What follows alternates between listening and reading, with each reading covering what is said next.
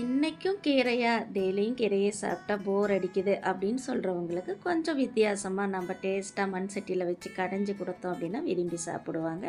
என்னோடய தோட்டத்தில் இருந்து நான் பறித்த பொன்னாங்கண்ணி வச்சு தாங்க இன்றைக்கி ரொம்ப டேஸ்ட்டான பருப்பு பொன்னாங்கண்ணி கீரை கடையில் பார்க்க போகிறோம். 2 டீஸ்பூன் அளவு ஆயில் சேர்த்து சீரகம் 1/2 டீஸ்பூன், வரமிளகாய் 2, 4 பல் பூண்டு, சின்ன வெங்காயத்தையும் சேர்த்து நல்லா வதக்கி விட்டதுக்கப்புறம் ஒரு மீடியம் சைஸ் தக்காளி, தேவையான அளவு உப்பையும் சேர்த்து வதக்கி விட்டதுக்கப்புறம் 1/4 டீஸ்பூன் அளவு மஞ்சள் தூள். நல்லா இன்றைக்கி எனக்கு 1 கப்பு நிறைய பொன்னாங்கண்ணி கீரை கிடைச்சது.